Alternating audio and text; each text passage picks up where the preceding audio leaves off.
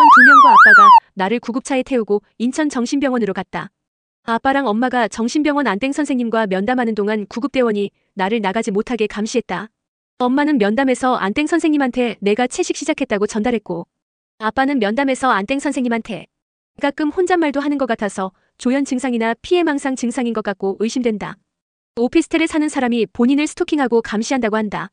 고1 중퇴하고 경계선지능장애, 원룸 옆집과 소음 문제로 갈등이 있었고 벽치기로 보복한다고 한다.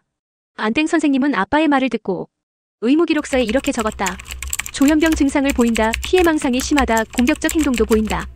혼자 지내려고 한다. 감정이 둔해진다. 혼잣말도 하고 혼자 웃기도 한다. 공상에 잠기고 누가 감시한다고 한다. 오피스텔에 사는 사람이 본인을 스토킹하고 감시한다고 이야기. 환청에 대해서는 직접적으로 이야기는 안 하나 그래도 계속 이야기. 수면 패턴이 안 좋다. 낮에 무기력하다. 고1 중퇴 21년도 5월 독립경계성지능 본인이 스스로 검사받았다 함. 24년 3월경 가족들이 인지 동공 자체가 멍하게 보이기도 한다. 갑자기 옆에 사람을 때리겠다고 하고 벽치기를 하기도 하고 보복에 대한 이야기를 하기도 했다. 다른 곳에서 들리는 소음도 본인을 괴롭히고 있다고 생각해서 견디기 어렵다고도 이야기를 했다. 환청 망상 이상행동 폭력성. 실제 인천정신병원 안땡 선생님이 작성한 의무기록서. 2023년 12월 28일 날 처음 아빠와 저녁 먹으며 대화한 것을 계기로 2023년 12월 28일 방문 포장 결제일 시 옆집 909호 커플들과 벽간소음 갈등이 시작된 것이었는데, 아빠는 행신센스빌 1차 원룸에서 밤에 함께 잘 때도 창밖으로 술집 사람들 대화 소리에 저 새끼들은 왜 안 자고 시끄럽게 하나라고 말하고, 낮에는 창밖으로 한 사람이 소리를 지르자 저 미친놈이라고 말하며 짜증을 냈다. 아빠도 소리에 민감하고 예민한 성격이었지만 타인의 예민함이나 감정에는 관심이 없고 신경 쓰지 않았다. 약 30분 후 정신병원 안땡 선생님이 들어오고 구급대원은 나갔다. 안땡 선생님이 나한테 왜 여기 온 것 같냐고 질문을 했다. 그래서 나는 안땡 선생님 질문에 원룸 옆집 커플들이 낮에 계속 저와 아빠의 대화 소리가 들린다며 고의적으로 따라다니면서 눈치를 줬던 상황을 얘기했다. 그리고 종이에 적힌 게 다라고 얘기했다. 그리고 아빠는 빚이 2억 정도 있었고 힘들어했기 때문에 나는 선생님한테 아빠가 평소 돈 때문에 힘들고 정신적으로 불안해하는 것 같고, 아빠가 최근 목 디스크가 심해져서 병원 가서 진료받고 목 교정기를 착용한 것을 보고 아빠가 목 디스크도 오고 몸도 안 좋다는 걸 전달했다. 안땡 선생님은 내 얘기를 듣고 의무기록서에 이렇게 적었다. 환자 여기 왜 온 것인지 모르겠다. 부모님이 갑자기 보낸 것 같다. 잠은 잘 잔다. 기분도 괜찮다. 아무 이상이 없다. 오늘 특별한 일은 없었다. 아빠랑 같이 이사를 하려고 원룸에서 옆집과 갈등 그 이야기를 한 것뿐. 불안한 것은 없다. 아빠가 불안해서 온 것. 옆집? 우연이라고 생각했는데 고의적으로 따라다니면서 눈치를 주고 남녀 둘이서 감시. 본인들도 밖에 안 나가고 낮에 하루 종일 있으면서 괴롭히고 그런 게 있었다. 그리고 안땡 선생님은 의무기록서에 현직 조현병 기타 약물 유발 2차성 파킨슨증 비기질성 불면증이라고 적었다. 실제 인천정신병원 안땡 선생님이 작성한 의무기록서. 그리고 안땡 선생님이 나가도 된다고 하자 로비로 나왔다. 그러더니 로비 엘리베이터 문이 열리고 10명 가까이 되는 직원들이 우르르 나왔다. 10명 가까이 되는 직원들이 나를 엘리베이터에 태우고 올라갔다. 그리고 주머니에 있는 소지품 다 빼서 달라고 했다. 그리고 환자복을 주면서 갈아입으라고 했다. 나는 1인실 철장에 갇혔다. 내 바로 옆 1인실에는 여성 2명이 각각 갇혀 있었고, 맨 끝 1인실에 갇힌 여성은 꺼내달라고 하고 콜라 달라고 하며 철장을 치자 보라색 유니폼 입은 남직원들이 어디서 반말이야 치지 말라니까 라고 화냈다. 분홍색 유니폼 입은 여직원도 콜라 없어요. 아 이러면서 짜증냈다. 잠시 후 분홍색 유니폼 입은 직원이 와서 혈압 검사를 했다. 잠시 후 파란 유니폼 입은 단발머리 여직원과 보라색 유니폼 입은 남직원 2명이 들어와서 안 먹으면 안정실로 끌려가서 엉덩이 주사 맞아라고 말하고 협박해서 입을 열게 했다. 그리고 성분도 모르는 알약 4개를 강제로 투약했다. 그리고 혀 이렇게 해봐라고 말하며 혀를 마른 상태로 다시 입을 열게 했다. 직원들은 내 입안과 혀 밑까지 보면서 약을 삼켰는지 확인했다. 하루 정도 지나자 여직원이 옆 1인실에 갇혀있던 여성분과 따라오라고 했다. 같이 있었던 여성분과 함께 6인실로 옮겨졌다.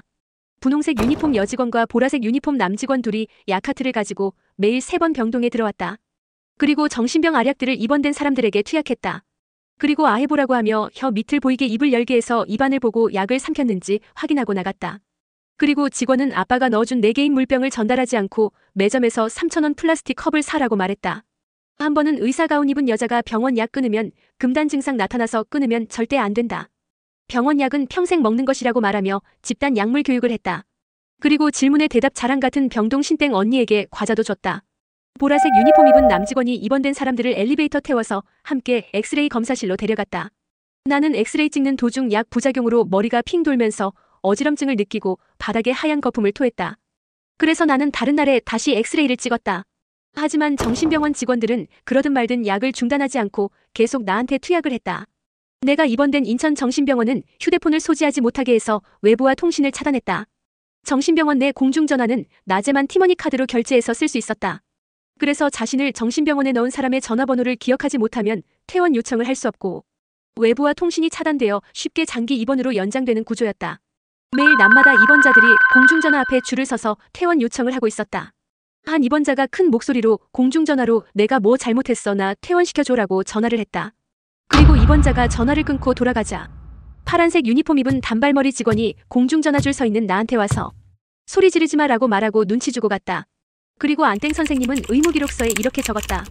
의무기록서 3페이지 2024년 5월 3일 새벽 6시. 진짜 죽고 싶고 그런 게 아니라 정말 내가 억울하고 아빠가 왜 절 여기다가 둔 건지 이해를 할 수가 없어요. 짜증나요. 내가 왜 문제가 있나요?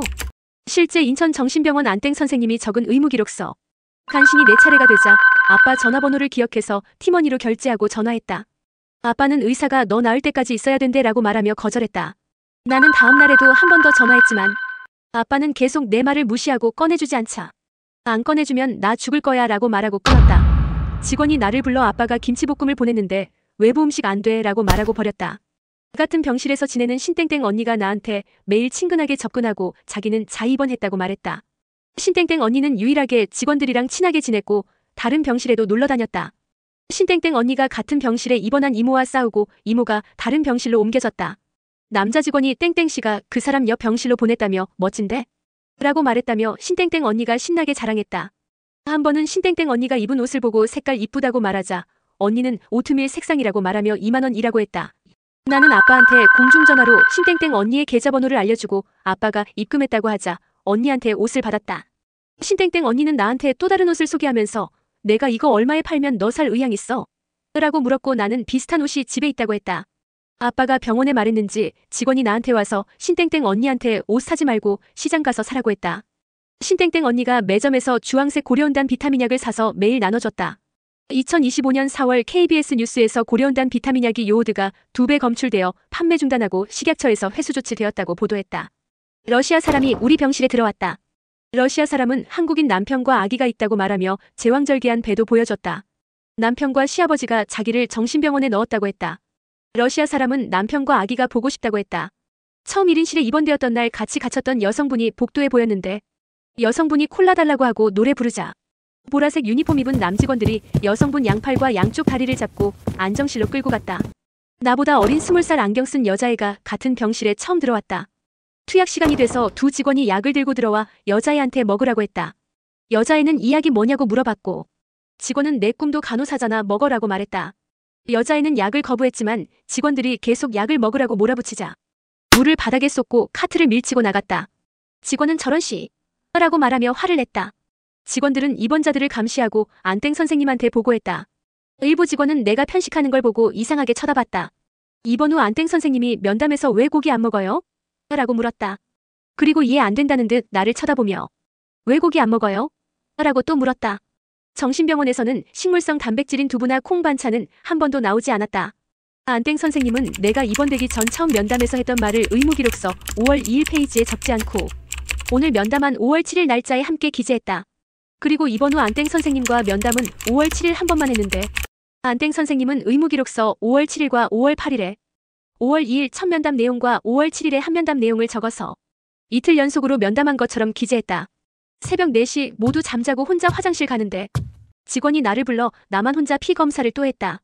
그리고 회로바유서방 정약을 추가해서 투약했다. 회로바약 부작용으로 흡변을 했다.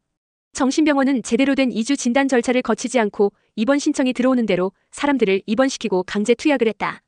SBS 뉴스에 따르면 정부의 입원비 지원으로 정신병원이 운영되기 때문이다. 국민일보에서 보도한 강제 입원 종용하는 사설구급대. 보건복지부에 따르면 한국이 전 세계에서 강제 입원율이 1위이다. 5월 2일 검사 결과는 5월 7일에 나왔으나 부모와 안땡 선생님은 내과적 고려 없이 확인 없이 5월 2일부터 일방적으로 정신병 약들 투약했다.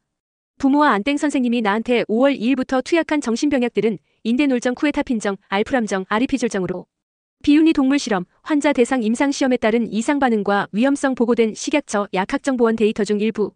인대 놀정 심박동수 감소, 호흡곤란, 시각장애, 자궁 내 태아 유산, 신생아 심폐합병증, 쿠에타핀정 고혈당, 백혈구 감소 중, 사망, 장폐색, 신경이완 제약성 증후군, 뇌혈관 질환, 알프람정 벤조디아제핀 계열 약물의 자궁 내 노출로 기형이 나타날 수 있음이 보고. 아리피졸정 임신한 레드 토끼에게 이 약 투여해서 최기 형성의 가능성을 포함하는 발생학적 독성 증명, 유산율 증가, 태자 사망률 증가, 비정상적인 골격근, 생식 능력의 손상. 그리고 4개 정신병 약들 모두 유당 수화물이 첨가된 약이다. 식약처 약학정보원 주의사항에는 유당불내증 환자에는 투약 금지 명시되어 있고 회로 바유서방정 투약 중에는 차와 유제품은 피하라고 주의사항에 명시되어 있지만 안땡 선생님은 그런 건 무시하고 4개 유당 수화물 정신병약과 회로 바유서방정을 동시에 투약했다. 인천정신병원은 매일 오전 11시마다 매점을 열었다. 입원자들에게 차, 유제품, 과자, 컵라면을 판매했고 직원들은 입원자들에게 약들을 투약하면서 약학정보원에 명시된 약 투약 중 차, 유제품 등 섭취 금지주의 사항을 알려주지 않았다. 정신병 약이 투약된 지 6일 정도 지났다. 호흡이 조금씩 답답해졌고 직원들이 매일 3번씩 6인실 병동에 들어와서 주는 4개의 정신병원 약을 먹고 침대에서 자는 것 이외에는 할 수 있는 게 없고 병동에서 생존만 하는 게 무서워졌다. 병원 내 매점으로 사용하는 작은 도서실. 벽에는 나가고 싶어 퇴원하고 싶어 라는 글들이 가득 적혀 있었다. 그래서 나도 매점에서 수성펜을 사서 벽에다 퇴원하고 싶어 라고 적었다. 밖에서 산책을 할 수 없어 계속 복도를 걸었다. 나는 무서워졌고 하루빨리 퇴원하고 싶었다. 나는 같은 6인실 병동 사람들에게 어떻게 하면 퇴원할 수 있을지 물어보고 고민을 얘기했다. 그러자 인자 이모가 아빠한테 퇴원 후에도 병원약 꾸준히 잘 먹을 테니까 퇴원해달라고 전화로 얘기해봐 라고 조언해주셨다. 그리고 다음날 낮에 인자 이모가 땡아 지금 줄 거의 없으니까 지금 가서 얼른 전화해서 아빠한테 얘기해 라고 하시면서까지 나에게 큰 도움을 주셨다. 나는 이모 말대로 공중전화로 가서 아빠 허영원에게 전화를 걸었다. 그리고 이모가 조언해주신 대로 나 퇴원 후에도 병원약 꾸준히 먹을 테니까 퇴원시켜줘. 나 병원에서 약 때문에 거품도 토했어. 이렇게 작게 말하는 이유는 간호사들이 다 듣고 있어 라고 말했다. 그리고 아빠는 알았다고 했다. 다음날 여직원이 부모가 퇴원시키러 온다고 했다. 그리고 퇴원 준비를 하는데 직원이 나보고 빈혈 있다고 말했다. 나는 같이 지냈던 6인실 병동 사람들과 전화번호를 공유하고 인자 이모에게 전화번호 알려줄 수 있냐 했지만 이모는 자기가 전화하겠다 하셔서 내 전화번호를 쪽지에 적어서 드렸다. 그리고 직원 따라서 엘리베이터를 타고 내려가서 부모를 만나 인천정신병원을 나갈 수 있었다. 그리고 안땡 선생님은 의무기록서에 이렇게 적었다. 집에 가고 싶다, 다 나아졌다, 이상은 없다, 생각이 나면 혼잣말을 한다. 실제 인천정신병원 안땡 선생님이 적은 의무기록서. 행신 센땡빌 1차에 다시 돌아왔다. 이번엔 엄마도 같이 행신 센땡빌 1차에 왔다. 엄마도 함께 오고 대화하자 909호 커플은 모습을 보이지 않았다. 아빠는 무지성으로 나한테 인천정신병원에서 처방받아온 정신병약을 3일에서 4일 정도 더 계속 먹였다. 아빠는 행신 센땡빌 1차 옆집 909호와 있었던 일에는 관심 없다. 아빠는 지금 나한테 먹이는 정신병약 이름과 성분도 관심 없다. 아빠는 내가 약을 먹고 더 이상 옆집 909호 커플들과의 갈등을 말하지 않고 조용해지기만을 바랬다. 하지만 아빠가 나한테 이렇게 정신병 약들을 먹인다고 해서 옆집 909호 커플들과 있었던 갈등 사실이 없어지는 것은 아니었다. 호흡 답답함이 심해지자 엄마한테 말해서 일산소재내과를 방문했지만 심전도와 엑스레이 검사상에서 큰 문제는 없어 보인다고 했다.